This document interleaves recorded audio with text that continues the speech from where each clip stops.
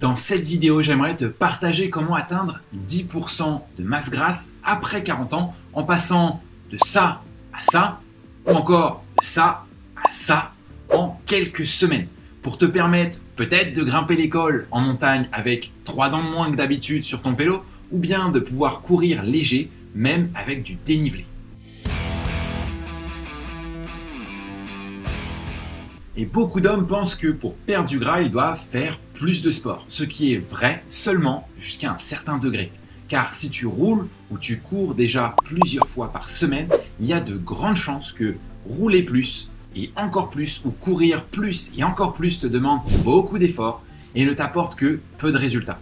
Et même si c'était vrai, même si ça fonctionnait vraiment, penses-tu que passer 5 ou 10 heures de plus à faire du sport soit réellement viable sur le long terme? On a une famille, on a des amis, on a un travail, on n'est pas des sportifs de haut niveau, ni des influenceurs des réseaux sociaux qui sont payés seulement pour s'entraîner. Donc laisse-moi te partager ce que je recommande aux centaines de Papa in Shape qu'on accompagne personnellement et que j'applique moi-même depuis des années et qui me permet d'être sec tout au long de l'année en m'entraînant seulement 3 fois par semaine.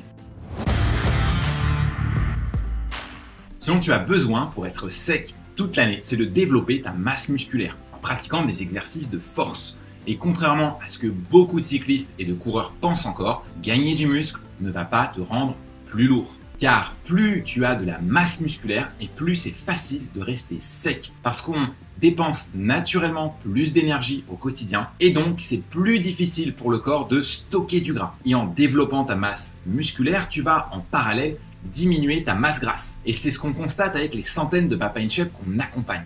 Car au fil des semaines, ils gagnent du muscle et perdent du gras. Mais le total de leur poids après quelques semaines est bien inférieur au poids qu'ils avaient initialement. Ils ont donc maigri malgré l'augmentation de leur masse musculaire. Mais il y a encore mieux avec la pratique de la musculation qui peut se faire seul ou complément de ton activité et de ton sport préféré.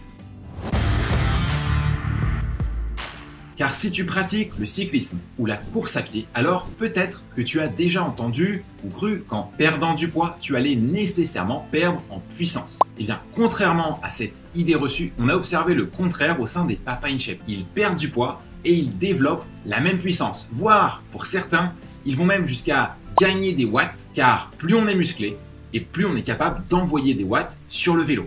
Or, si on perd du gras et qu'on développe du muscle, alors le rapport poids-puissance explose à la hausse et les performances sur le vélo ou en course à pied sont alors étonnantes. Je sors avec les collègues, tous me disent « Vas-y mollo, attends-nous parce que là t'es fort, t'es même très fort ». J'ai vraiment augmenté ma force et ma puissance au niveau du vélo, que je vais plus vite. Dans les côtes, je ne suis plus largué, je suis même devant. Sur une montée, effectivement, j'ai gagné 10 secondes, quoi. Pour moi, c'est monstrueux. Okay. Et en plus, une montée très difficile, donc sur 1 km avec un très fort pourcentage. Puis même quand tu vois les chronos, les performances, le compteur, il s'affole un peu plus, quoi. Tu gagnes en efficacité, en performance. La dernière fois, on a roulé à 33 de moyenne, quoi, sur 80 bornes. Et pour développer ta masse musculaire, ton corps a besoin de 2 choses. D'abord, des exercices en force qui vont créer un stress musculaire. En réponse, ton corps va s'adapter pour prévenir les prochains exercices. Ces exercices, ils peuvent se faire en salle de sport ou bien à la maison avec une simple paire d'haltères et même sans matériel. Exemple, le mouvement du squat à 2 jambes va permettre de renforcer les quadriceps et les fessiers. C'est bien utile en course à pied ou sur le vélo. Et si tu veux augmenter la difficulté, tu peux simplement faire des squats à 1 jambe ou bien ajouter de la charge. Le deuxième truc dont il a besoin, c'est des apports nutritionnels suffisants pour permettre à ton corps de récupérer de ses exercices et de se reconstruire plus fort. Il a besoin de protéines, de glucides et de lipides pour bien fonctionner. Exemple, si tu es sportif, ton corps a besoin d'environ 1,6 g de protéines par jour et par kilo de poids de corps. Soit pour un homme comme moi de 91 kg, il faudra environ 145 g de protéines par jour.